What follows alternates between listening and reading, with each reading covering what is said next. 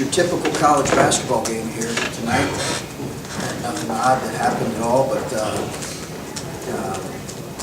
listen, I think that we talked this week about, as a coach, you're concerned about obviously the opponent you're playing, and you're also concerned about your preparation after finals. You're concerned as a coach. You're thinking about, hey, did I do a good enough job keeping them sharp through the week of finals? So all those things are going through your mind, and then you're playing a team that has really the ability to score the ball on you if you're not locked in. So I give App State a lot of credit. I thought they just kept playing and kept coming at us. It was an even score in the second half. They just kept coming. They got to the line on us, and we've got a lot of stuff we've got to shore up for sure. And I'm glad that we were hopefully able to learn some things from a win as opposed to a loss. But there were some good things as well.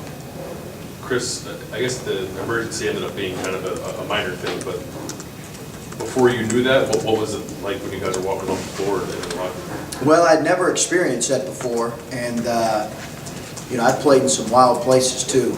Some holes in the wall coached, in some places that you think, hey, something like that might happen, but I've never experienced that. I think first and foremost, you're concerned. Hey, is everybody, our fans, are they at risk?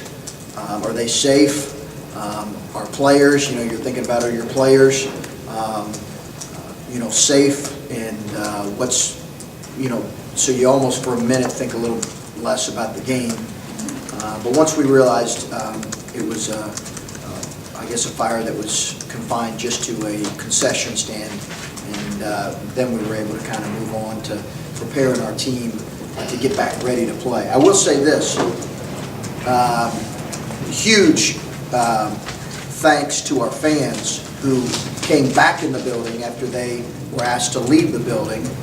They certainly could have left, but I've got a lot of appreciation for them, for those that stayed, and almost it seemed like everyone stayed. So I just want to take a special moment to thank Buckeye Nation for sticking around.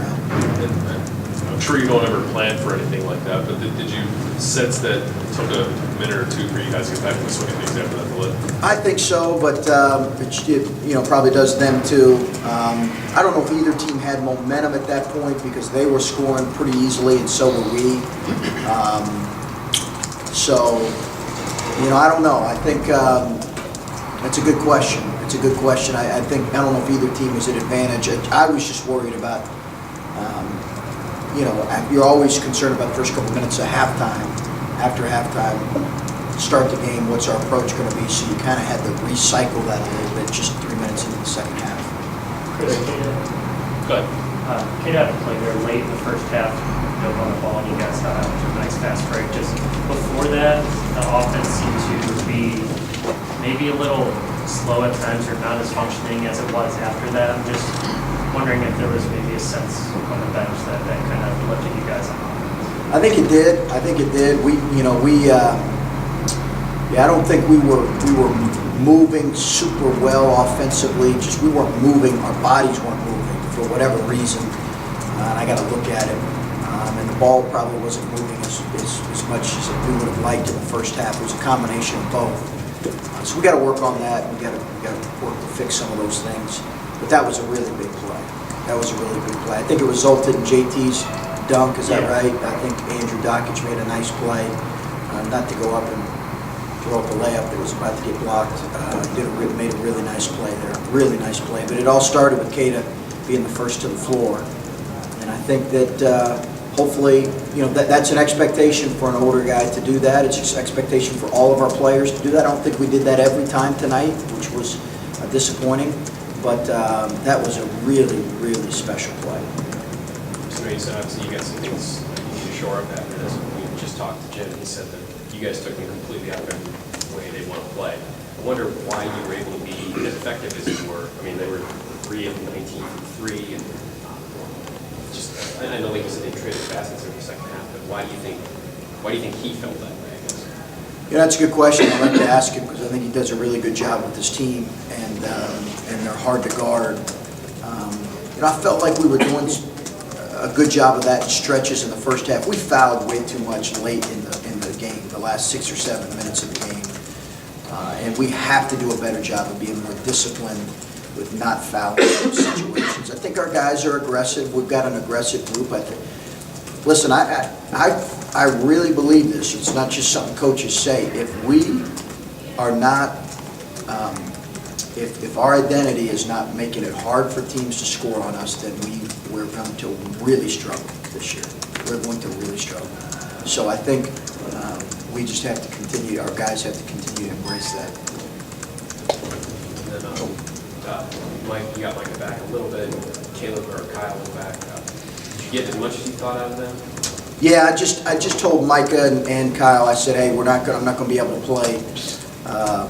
I don't feel comfortable just throwing you right back into the minutes that you had before. I don't know that it was fair to either guy. Micah did say his ankle was feeling as good as it's felt, and I would expect that he'll play more on Tuesday.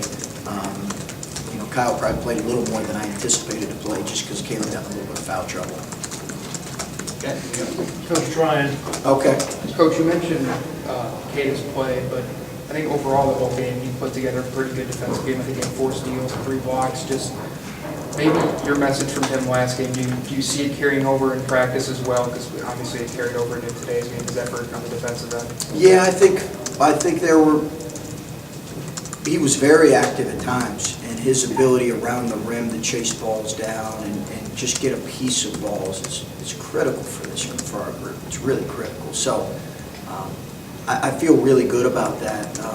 You're going to get post-sealed a couple times, but yeah, listen, I just think with Kada and JT, those guys are so much about the right stuff right now. It's really a lot of fun to coach them. I know we're going to experience a lot of, some rough moments, but I think he's really embraced the idea that we're going to be good. We've got to be good defensively, and he's got to lead the way with that. Your team seems to show more want to hustle, dive on the floor, get the ball like the play you described. Was there an edict early on? Was there this is non-negotiable?